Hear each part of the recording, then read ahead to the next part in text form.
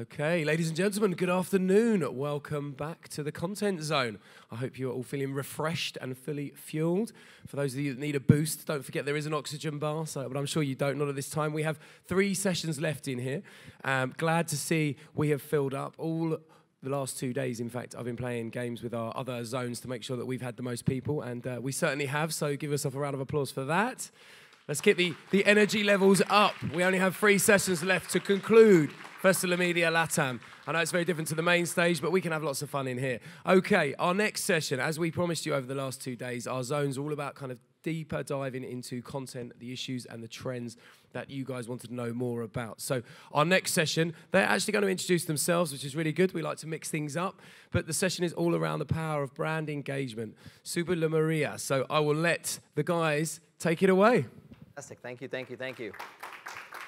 So, well, thanks for joining us this afternoon. So usually getting the session right after lunch is they've one of 2 things. Either they think that we're going to be incredibly exciting to keep you guys uplifted, and or they think we're going to be terribly boring, which in that case you guys are all welcome to go get your afternoon cafecito. My name's John Santiago. I run an agency here headquartered in Miami called M8. We're part of iProspect and Dentsu Aegis Network. And so thank you very much again for having us. I'm going to, in a few moments, introduce the gentleman to my right. But just to start out, I wanted to sort of set the stage for our discussion today. So whenever I talk with friends and industry colleagues about data-driven marketing and data-driven creativity, I always either reference this image or if I have the image, I'll show it. And what's interesting here is that all of us in this room are always looking for as many data points as we possibly can generate in order to inform our marketing strategies, right? Whether that's developing a piece of creative input and or developing a tactic in order to reach particular consumers, right? But what we have to also think of is how data can also conform us. And us as a data-driven agency, as a digital agency, we live and breathe data, as many of you guys do. But there's a challenge, and the challenge is that you can be undistinguishable if we all use data to get down to the most optimal result. Many brands need to look at a different way to apply data and sometimes use the less data optimal approach. And in those cases, really what we talk about is that be on the lookout for sameness. Be on the lookout for sameness. So you guys are really in for a treat today. We're going to walk you through a case study of something that I thought was a really historic event. Panama had qualified for the first time ever for the World Cup, and a brand took an incredible and unique stand to really focus on people and not necessarily on just driving business results. And so let me set the stage by playing the next video.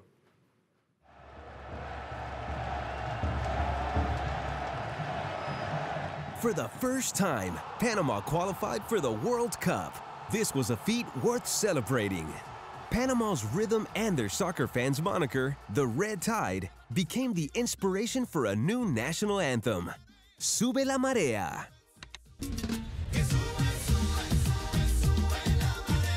World-renowned Panamanian artists like Ruben Blades and Erica Ender were recorded and filmed performing an original rally cry for Panama's first ever World Cup appearance. The music video was launched on YouTube, Spotify, Facebook, Instagram, and Twitter. Not before long, Sube la marea spread worldwide. Encouraging fans through challenges, organic engagement was generated from schools, hospitals, and people of all ages. This content was amplified through social channels. The campaign was promoted before, during, and after the World Cup, spanning a 2.5-month period. With more than 7.1 million total views and 1.1 million views on YouTube, Sube la marea surpassed expectations. As the #1 trending topic in Panama, Copa Airlines continue to build their leadership position in Latin America and the world. As a lifelong sponsor of their national team, Copa Airlines helped create a historic song that brought the country together. Panama made soccer history, and Copa Airlines provided the soundtrack.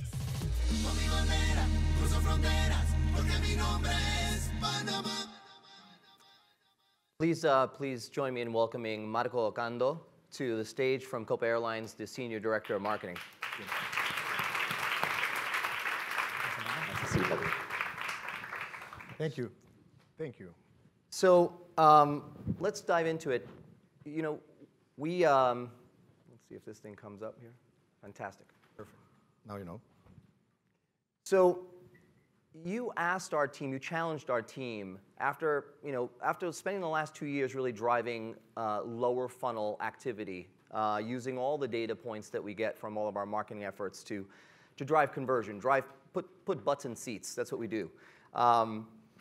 You asked us to do something a little differently. You asked us to look back in the last 2 years during Copa America and Copa Oro and develop some trends in what brands were doing to connect with consumers genuinely. And we found that they were centered around these sort of 3 areas of content. Many people during those 2 events.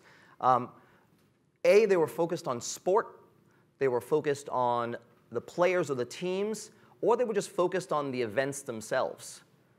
And we found an opportunity by looking at all the data that there was a real opportunity in a white space for us to focus on the people. And particularly since this was the first ever event for the country of Panama, to really focus on its people. And you came back to us after we gave you that brief. We said, Marco, this is what we're seeing in the data.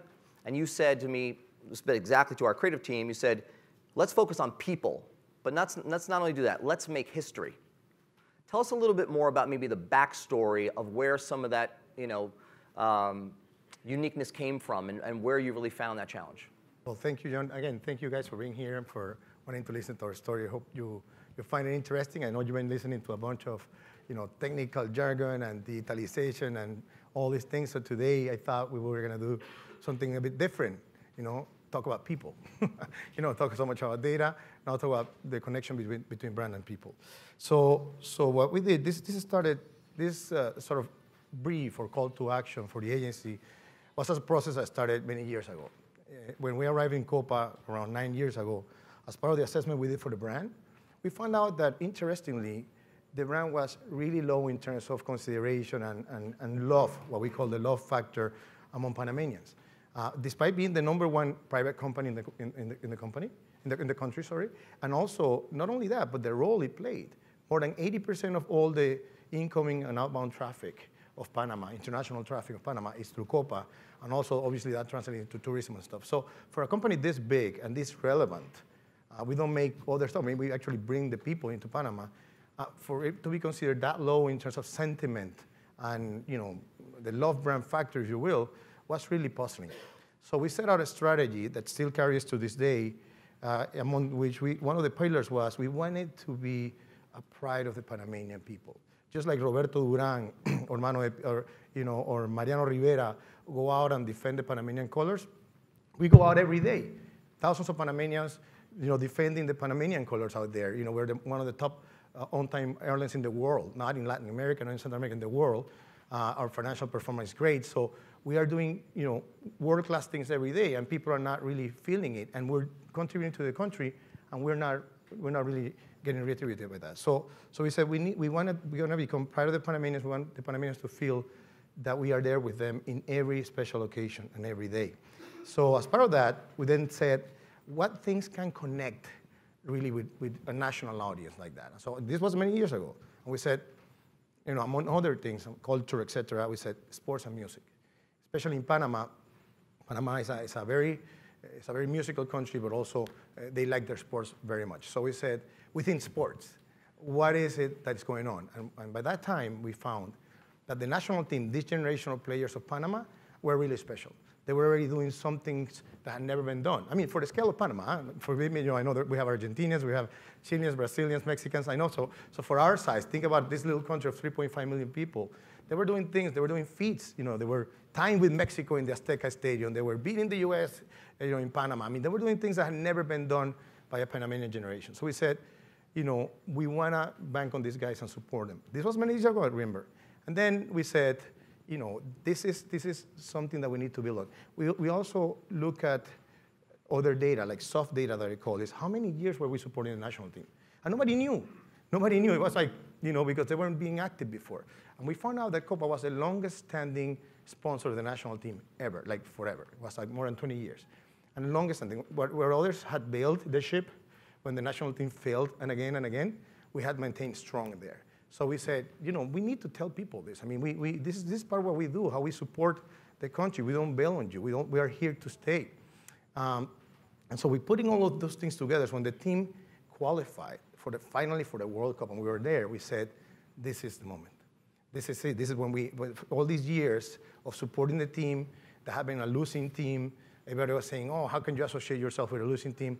Now is the moment to recuperate all of that and to really hit on all these things that we've been building on among the Panamanian consumers and really make something big. It's only one opportunity when you qualify for the first time to the World Cup. There's only one. Then you can continue to qualify, but only one once you do it for the first time. So we said, this is the moment, and that's what we told the team to do. So we came back to you with, I remember we came back to you after answering the brief, and we came back to you with, essentially it was just the headline. It became the moniker or the song title, Sube la marea. But from that point on, I remember your wheels went into motion. Tell us a little bit about right after the decision that you said, okay, I think this is it. What happened next? It's a fun story. I like to tell the story because I tell it time and again. We're going to talk about it later, but CNN, ESPN, Billboard called us up. And it's funny because when they were pitching the idea, the whole plan for the World Cup, they pitched this song, the idea of a song. I was like, okay, some other, like a zapateria in Panama had come up with a song, like a chicken thing had come up with a song, like a bank. It's like, oh, come on. Because it's a very Panamanian thing. They're very musicians. So we said, But then they gave me the title of the song, Sube la marea. And I actually thought, believe it or not, it was like really uplifting. I said, we're getting somewhere. But then in the call, they said, okay, we could write it. We could write the lyrics. Or you, Marco, you could ask Ruben Blades to write it, or you could ask Erika Ender to write it. I mean, and they were not kidding. The thing is, really, and this is where I go to the other portion. Remember I talked to you about sports and music being two areas, right? So on music side, we also in parallel started working and identifying these artists and helping them. And in some cases, supporting their growth. In some cases, supporting their refresh. In some cases, supporting their appearance.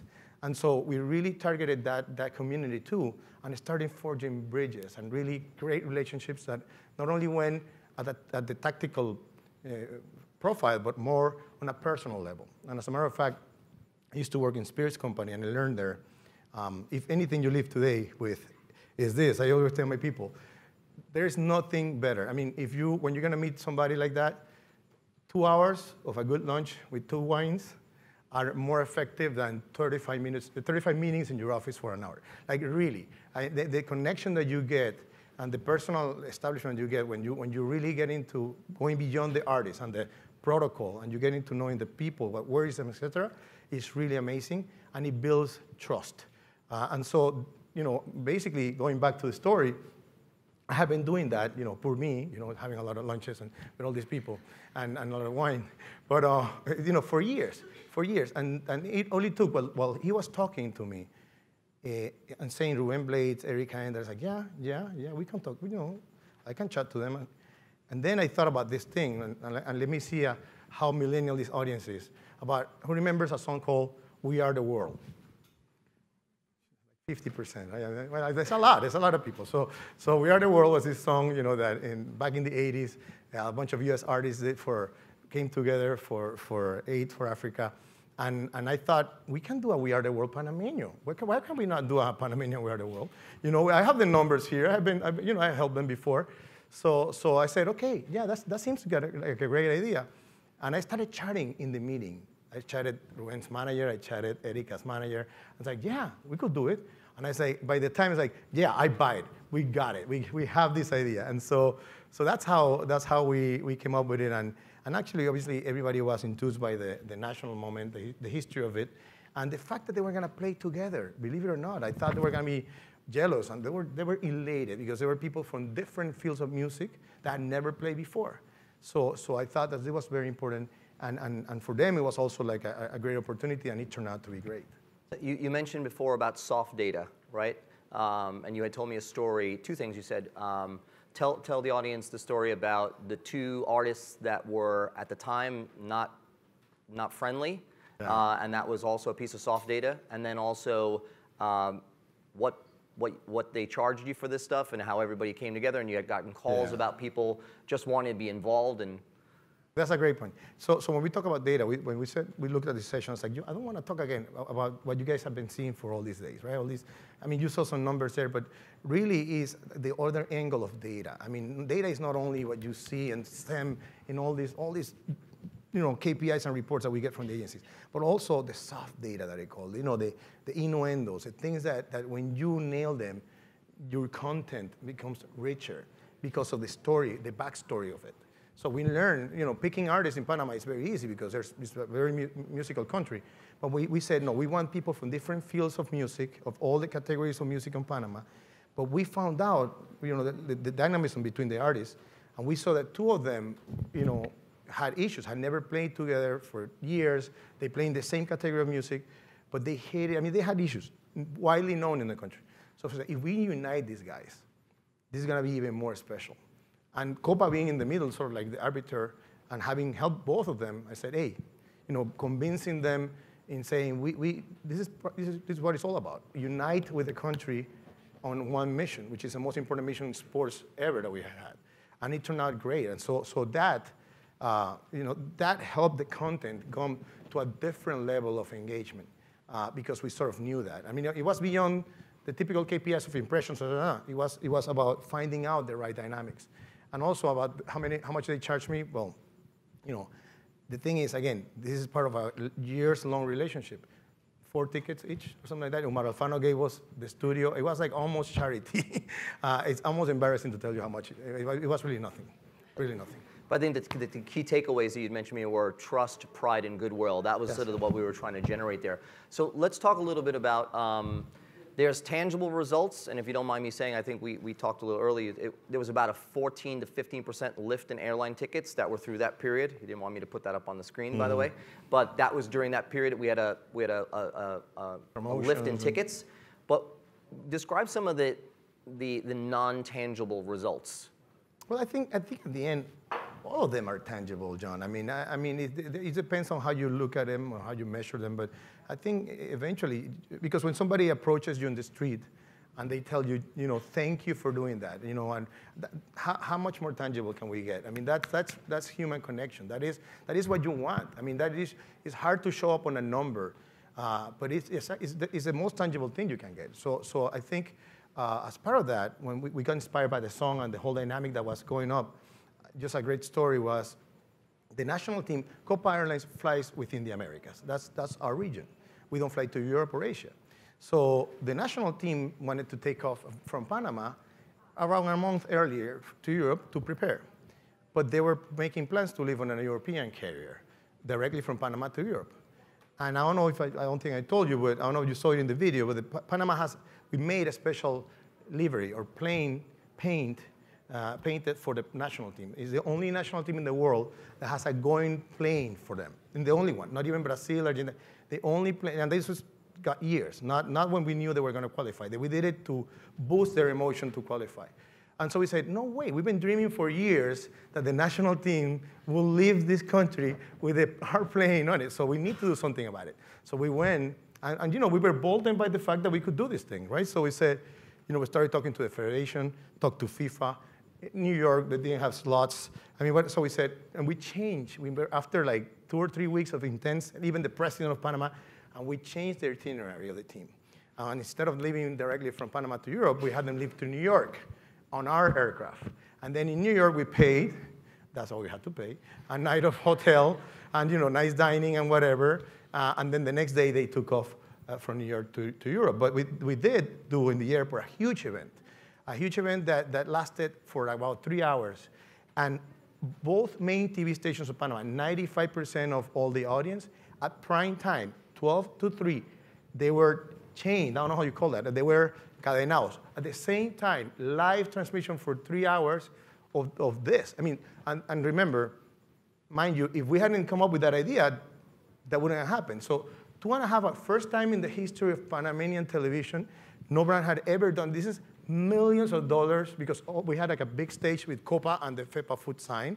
And then we had the plane, they're all dressed up as Copa. So the brand was all the time for 2.5 hours, prime time, live television, both channels. And there was the most watched event of the whole year. And we had the singers there of the song. We sang the song, the national anthem. The players were crying. I mean, it was just awesome. So what gets more tangible than that? I don't know. This is a guy who can make every single one of his marketing dollars get stretched farther than I think you can ever believe. I'll tell you that. So let's talk a little bit about, let's sort of close. I want to make sure we're short on time, but I want to give the audience a chance to ask you some questions. It's a pleasure to have you here, and you're so passionate about what you do. So I want to give a chance to these guys to ask you any question you want. There's lots of good technologists and platform providers. They probably have some questions for you. But let's go into just a few takeaways, yeah? You take those questions. Yeah.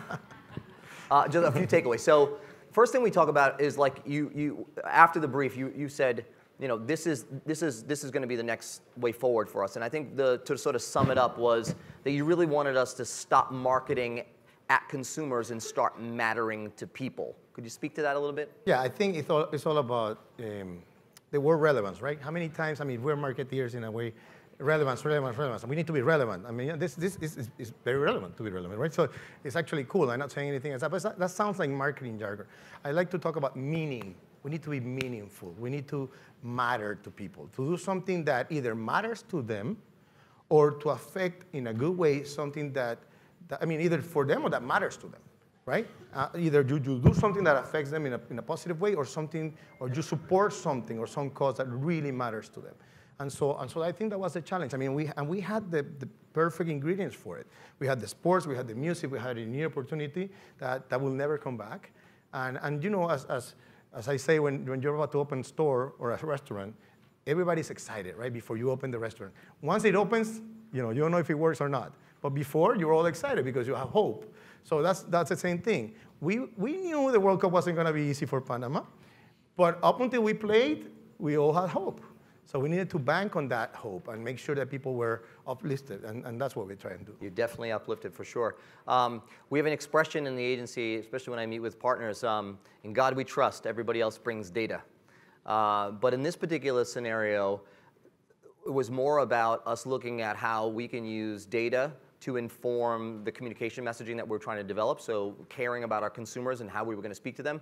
But talk to us a little bit about the scenario of caring equals data, caring for your potential consumers, people who may not be loyal to the Copa brand, as you were saying, people who maybe who are not have the sense of wanderlust, they don't fly, getting information or forging connections with them through data. Yeah, and it's a great question, and I want to invite you all again to reflect on this. I mean, now we talk about data like this, right? Big data is a big, we marketers, it's funny. I've been doing this for years now, it shows, but but it's funny how we have pendulums, and every time we have a theme, and that's great. It makes for a lot of conferences, a lot of learning, and it's great.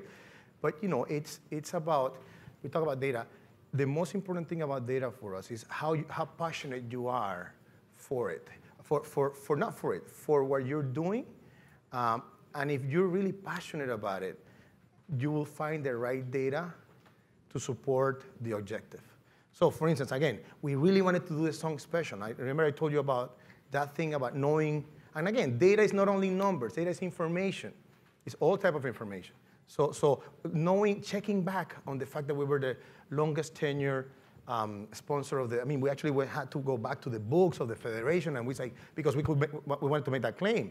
And at the end, we were able to make that claim because we cared. We wanted to do something that really blew their minds. And about this dynamic of these artists, we really went back to, are they not going to find the studio? We really, so if you really care, and I encourage you and your teams, you with your teams to really ensure that you put the passion in them and you really set the objective and you really think big. If you do, you're going to be able to find the right data to accompany that. So that's why I said, I mean, anybody can find a set of data or whatever, but you know, in the top layer. But if you really want to go deep and make an impact, you really have to instill passion into what you do. Well, your passion shines through loud and clear for everybody here. Please welcome me in thanking Marco for joining us today. Thank you, thank you. Thank you, thank you. So we've got about a minute or 30 seconds. If anybody wants to ask a question, please raise your hand. We've got a question over here.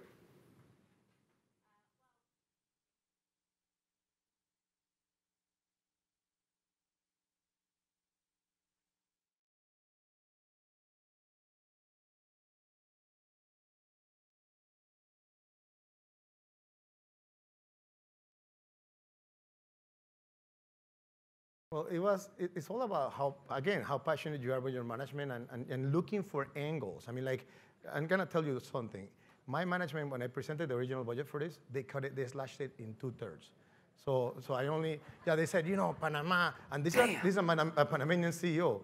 So like, Panama, we're gonna get blown up in the World Cup. I was like, come on, man, you gotta, I mean, so I put on this show, you know, like, and I bought like things and I put Wembley's music. I was like, you know, so you gotta show your passion. And he's like, you really have to show. I mean, you cannot fake it. You really have to believe in it. And I think that's the most important thing I'll tell you. And be creative in how you position it. I brought all the ladies from the team, and you know, we brought like all the Panamanians. They were dressed with the Panamanian, you know, thing, and you know. And we brought, like, and you actually was. You have to say that our chief creative officer also sang you the song on the phone. No. But that was to me. She's talking to her manager. But it starts somewhere. He actually started. That almost killed the project because he was singing. I was like, Joaquin, please stop it. I think you have to. You're not gonna write this song. Oh yes. So yes. We work well. They give us inspiration. We actually work with the Gaitán brothers, which are, you know, Grammy winner producers from Panama, and they came up with the lyric. I mean, it was so inspiring. In 3 hours, they called me back and said, we got it. And the tune, they had it. And I was like, yes. And it was really unbelievable. So I started feeding my CEO bits and pieces, right? So I said, hey, listen to this. You like this? Oh, this is great. What is this? No, just checking. If I tell them this is a song, I was like, I have 3 comments. Like, no, you gotta also know how to work your management and look at the soft angles. And it was actually, in all honesty, also it was easier because it was a historical moment for us. So, but I think you cannot be afraid. I mean, it's about the passion that you show and working with the right people and really going at it and being bold. That's great. I can talk more to that. That's great. I think we're done, or do we have time for one more? One question? One more? One more question? I'm Panamanian. Uh-huh. I can reinsure. Sube la marea is like a third anthem for Panama. Wow, thank you. The first one is the original anthem. The second one is Patria from Ruben Blades. And the third one, it could be this one, definitely. Wow. And see, I don't know her. What's your name? Yeah. I don't know him as well. I planted her. Yeah. This is part of the things you do. This campaign was very big for us. Like, Panamanians who went to Russia would sing this song. That big was. So congratulations on being so daring and on believing on the football team, because we all had hope, but we didn't know that we were going to make it. So, because we've been there once. So, congratulations. Thank you so much. Thank you. See? Thank you, everybody. This is more tangible than anything, right? This is more tangible than anything. That's it. So thank you guys for having us here and listening to our story. Thank you very much, Marco and John. Yes, wonderful. Thank you. Great way to start the afternoon sessions in the Content Zone.